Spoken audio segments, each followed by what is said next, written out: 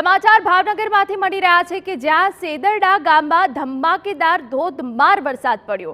અત્યંત ભારે વીજળીના કડાકા ભડાકા સાથે વરસાદ પડ્યો। ધોધમાર વરસાદના કારણે નદીમાં નવા નીર આવ્યા।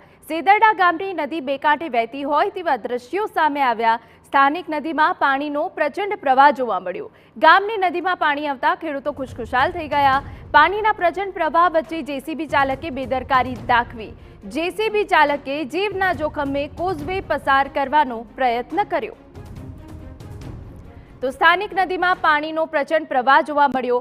ભાવનગરમાં સૌથી વધુ વરસાદ પડ્યો છે। ભાવનગરમાં 1.5 ઇંચ વરસાદ પડ્યો છે, જ્યારે કોઝવે પર પાણી ફરી વળ્યા તે વચ્ચે આ જેસીબી જે પસાર થતું જોવા મળ્યું જીવના જોખમે। જો કે એક તરફ પાણીનો પ્રચંડ પ્રવાહ પણ જોવા મળી રહ્યો છે, તો આ તસવીર અમે તમને બતાવી રહ્યા છે કે જ્યાં ભાવનગરમાં ધોધમાર વરસાદ પડ્યો હતો અને વરસાદના કારણે નદીમાં નવા નીર આવ્યા।